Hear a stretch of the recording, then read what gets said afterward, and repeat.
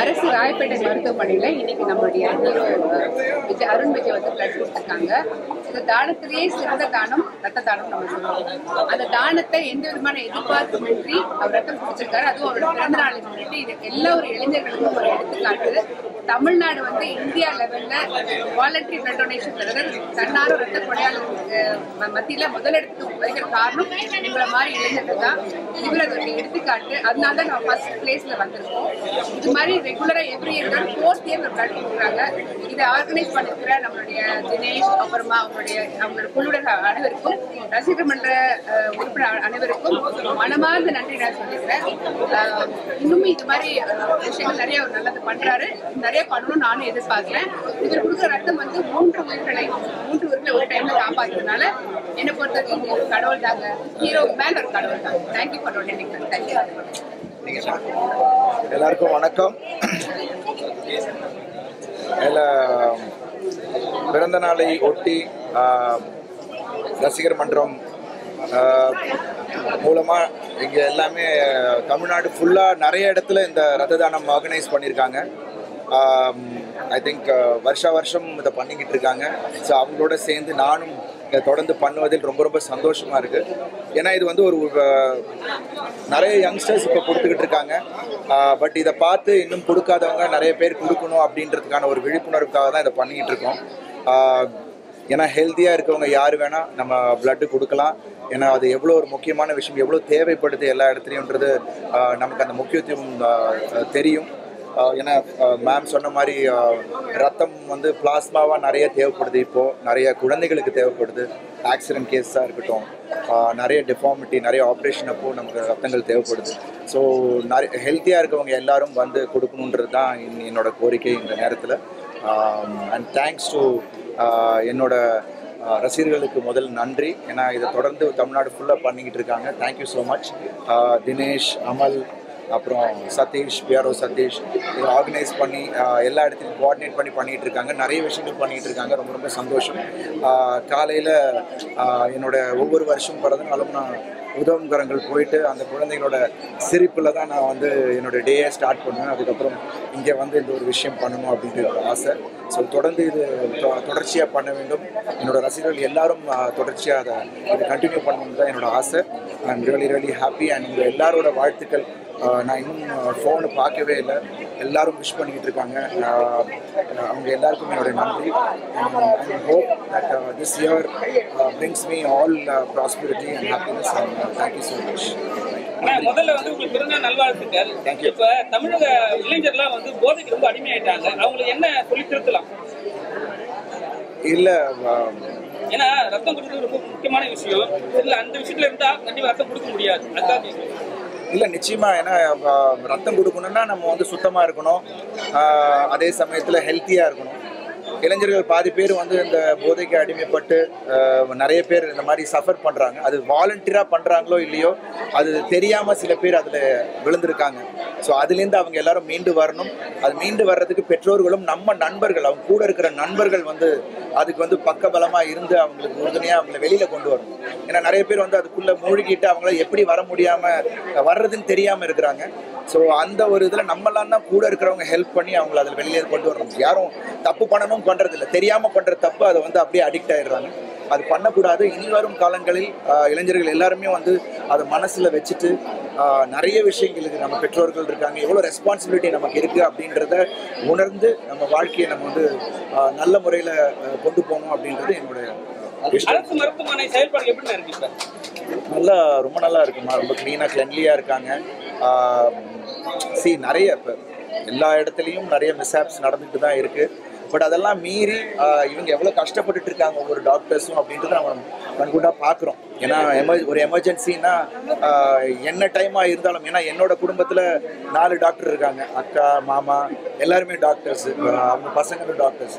So எனக்கு தெரியும் அது எவ்வளோ முக்கியமான ஒரு, ஏன்னா நம்ம ஏதாவது ஒரு பிரச்சனை அப்படின்னும் போது நம்ம உடல் ரீதியாக ஏதாவதுன்னா நம்ம ஒன்று ஆண்டவன் மேலே பாரத்தில் போட்டுருவோம், 2 டாக்டர் தான். ஸோ கடவுள் வந்து டாக்டர் தான் நம்ம அடுத்த கடவுளாக நம்ம எல்லாருமே பார்க்குறோம். ஸோ அவங்கள நம்ம எல்லாரும் ரெஸ்பெக்ட் பண்ணி அந்த ஒரு தொழிலுக்கு நம்ம எல்லாரும் மரியாதை கொடுத்து அவங்கள ரெஸ்பெக்ட் பண்ணணும் அப்படின்றது தான் வணக்கம். பர்த்டே அன்னைக்கு எல்லாம் வந்து பிரைவேட் ஹாஸ்பிட்டல் கொடுப்பாங்க, நீங்க அரசாங்க ஹாஸ்பிட்டல் கொடுத்துருக்கீங்க, அது எதுக்காக அரசாங்கத்துக்கு வந்துருக்கீங்க? ரெண்டாவது இன்னைக்கு வந்து பாத்தீங்கன்னா உங்களுடைய படம் வணக்கம் ரொம்ப நாளா எல்லாருமே எதிர்பார்த்துட்டு இருக்கு. ரெண்டாவது ரெட்டத்தலை தடையோட பேரோட இருக்கு. அதை பத்திலாம் இல்லை கவர்மெண்ட் ஹாஸ்பிட்டல் ஏன்னா இங்கே வந்து நான் நிறைய ஏன்னா எல்லாருமே இங்கே வந்து செஞ்சுட்டு இருக்காங்க. நம்ம பண்ணுறதுல இன்னும் நிறைய பேர் இங்கே வந்து வருவாங்க அப்படின்ற ஒரு எதிர்பார்ப்பில் தான் பண்ணுறேன். அண்ட் ப்ளஸ் இவங்க எல்லாருமே அவ்வளோ அழகாக நடத்திக்கிட்டு இருக்காங்க. நல்லா அவ்வளோ க்ளீனாக ஒரு விஷயம் இருக்குது. ஸோ இது என்னோட 4வது வருஷம் தொடர்ச்சியாக நான் இங்கே வந்து பண்ணுறது. அண்ட் இங்கே வரும்போது இந்த ஆயமாலாம் பார்க்கும்போது எனக்கு அவ்வளோ ஒரு சந்தோஷம். அண்ட் எல்லாரும் அதை வந்து நம்ம புறக்கணிக்காமல் ஐ திங்க் இன்னும் மென்மேலும் கவர்மெண்ட் ஹாஸ்பிட்டல்ஸ் இன்னும் அதை வந்து கவனம் செலுத்தி இன்னும் ப்ரைவேட் பேஷண்ட்ஸை கொண்டு வரணும் அப்படின்றது ஆசை எனக்கு. அமெரிக்கா எல்லாம் அப்ராட்லாம் பார்த்தீங்கன்னா அப்படி அதெல்லாம் ப்ரைவேட் இதுவே கிடையாது, எல்லாமே கவர்மெண்ட் எய்டட் தான். ஸோ அந்த மாதிரி நம்ம ஊர்லேயும் அந்த ஒரு தரத்துக்கு நம்ம எல்லாம் கொண்டு வரணும் அப்படின்றது தான் என்னோட ஆசை. ஐம் ரியலி ஹாப்பி தட் இங்கே வந்து நான் பண்ணுறதில்ல. அப்புறம் ரெண்டாவது வணங்கான் இன்னைக்கு அனௌன்ஸ் பண்ணியிருக்காங்க. என்னோட பர்த்டே அப்போ அதுவுமா வணங்கான் வந்து பொங்கல் வர்றதா அனௌன்ஸ் பண்ணியிருக்காங்க. ரொம்ப ரொம்ப சந்தோஷமாக இருக்குது. ஒரு பெரிய கிஃப்டாக இதை நான் நினைக்கிறேன். வணங்கான் நிச்சயமாக என்னோட கெரியரில் ஒரு மிக முக்கியமான படமாக அமையும் அப்படின்னு சந்தேகம் இல்லை. So thanks to Bala sir. நிச்சயமாக அது வந்து ஒரு நடிகனாக என்னை வேறு ஒரு பரிமாணத்தில் காட்டும் அப்படின்னு எனக்கு முழுமையாக நம்பிட்டு இருக்கேன். ஸோ கன்ஃபார்மாக இது வந்து ரசிகர்களுக்கு ஒரு சிறந்த படமாக இருக்கும் அப்படின்னு எதிர்பார்க்குறேன். ஆனால் பாலா சாருக்கு இப்படி ஒரு கடிதத்தை யாரும் ஏற்றது இல்லை. ஏன்னா அவர் எப்பவுமே வந்து யாராவது ஒரு படம் சொல்லுவாங்க, அவர் படம் நடிச்சா ரொம்ப கஷ்டப்படும் சொல்லியிருக்காங்க. ஆனால் உங்க கடிதத்தில் அது மாதிரி ஒரு விஷயமே பண்ணவே இல்லையே. கஷ்டப்படவே இல்லையா, கஷ்டப்படுத்தவே இல்லையா? ஏங்க இஷ்டப்பட்டு பண்ணுற விஷயத்த கஷ்டம்னு சொல்ல முடியாதுல்ல. எனக்கு அது இஷ்டம். இப்போ நடிக்கிறது என்னோட வேலை. அதை நான் வந்து ரொம்ப இஷ்டப்பட்டு பண்ணுறேன். ஸோ அது வந்து கஷ்டம் எனக்கு தெரியவே இல்லை. இந்த படம் ஃபுல்லாகவே எனக்கு அந்த கஷ்டமே தெரியல. ஏன்னா அவர் வந்து கதைக்கு என்ன தேவை அந்த ஃப்ரேம்குள்ளே அது இருக்கணும் அப்படின்னு நினைக்கும் போது அதை நம்ம கொடுத்துட்டோம்னா அது கஷ்டமே இல்லை. ஸோ எனக்கு இப்போ என்னை பொறுத்த வரைக்கும் பாலா சார் படத்தில் ஒர்க் பண்ணது நீங்கள் படம் பார்க்கும்போது நிறைய இது எப்படி பண்ணாங்க அப்படின்னு வியக்கத்தக்க சில விஷயங்கள் இருக்குது. பட் அதெல்லாம் வந்து ரொம்ப இஷ்டப்பட்டு பண்ணேன். ஸோ எனக்கு அது கஷ்டமாகவே தெரியல. And thanks to Bala sir, ஒரு ஒண்டர்ஃபுல் எக்ஸ்பீரியன்ஸ். ஸோ என்னை பொறுத்த வரைக்கும் நம்ம எல்லாரும் தமிழ் சினிமா ரசிகர்கள் எல்லாருமே வந்து அப்படி ஒரு இயக்குனர் நம்ம தமிழ்நாட்டிலையும் இருக்கார் அப்படின்னும் நம்ம எல்லாரும் பெருமைப்படக்கூடிய ஒரு விஷயம்.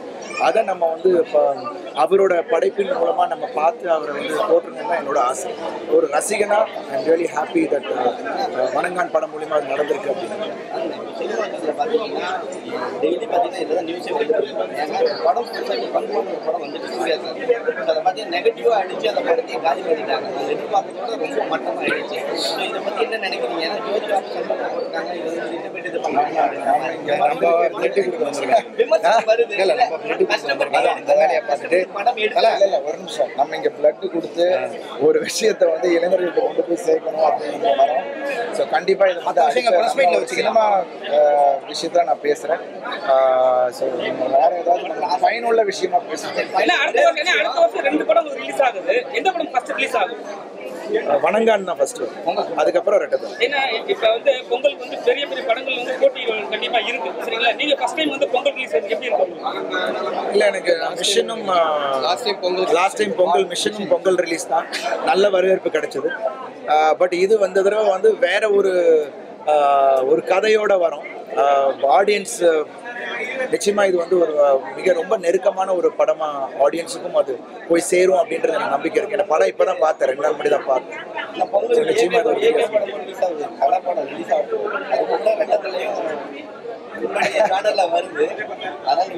ரெட்டத்தலை இப்ப இல்ல, வணங்கான் தான் முதல்ல. ஸோ அவர் உச்சங்க, அஜித் சார் உச்சம், அவருக்கு யாரும் போட்டி கிடையாது. ப்ளஸ் அவரோட ரசிகர்கள் எல்லாரும் என்ன வந்து அவ்வளோ நேசிச்சுட்டு இருக்காங்க. ஸோ நிச்சயமாக அது போட்டியோ எதுவோ கிடையாது. இப்போ அனௌன்ஸ் பண்ணியிருக்காங்க. ஸோ அது நாளடைவில் அது என்னன்னு தெரியும். ஸோ எங்களுக்கும் ஒரு சின்ன ஒரு வழி கிடைக்கும் அப்படின்றது தான் அரசியலுக்கு வந்துட்டாரு. அவருக்கு என்ன மாதிரியான வாழ்த்துக்கள் ஏதாவது? இல்லை, விஜய் சாரோட அரசியல் பயணம் ஒரு வெற்றிகரமான பயணமாக அமையணும் என்பது என்னுடைய வாழ்த்துக்கள். மற்றபடி ரியலி ஹாப்பி. ஒரு விஷயம் நம்ம பண்ண மக்களும் அதை பார்த்துட்டு I hope every thing turns out to be good for என்னுடைய வாழ்க்கை. ஆனா அஜித் உடைய படம் பண்ணிருக்கீங்க சரிங்களா? அவர் வந்து ஃபர்ஸ்ட் வந்து தலைன்னு சொன்னாங்க, அதுக்கப்புறம் அஜித் என்ன சொன்னாங்க, தலை பேர்லாம் கூட்டு அதிகம்ட்டாங்க. இப்போ நான் ஒரே வார்த்தை நீங்க நடிச்சதுக்காக கேட்கறேன். இப்போ வந்து அஜித்தை வந்து அஜித்தே கடவுளேன்றாங்க. அதை நீங்க எப்படி பாக்குறீங்க ஒரு ரசிகரா? அது அவங்க ரசிகர்கள் அவங்க மனசுல இருக்கிறத அவங்க சொல்றாங்க. ஸோ அவங்களோட விருப்பம். அதை நம்ம வந்து எதுவுமே நம்ம சொல்றது அதை பத்தி நம்ம வந்து கமெண்ட் பண்றதுக்கு நம்ம எந்த இதுவும் கிடையாது. தேங்க்யூ. என்னன்னா நீங்க நண்பரை சொல்லுங்க, அதுக்காக தான் கேட்குறேன். அஜித் உங்களுக்கு நண்பர் தானே? நண்பரா எனக்கு ரொம்ப ரொம்ப பிடிச்ச ஒரு மனிதர்.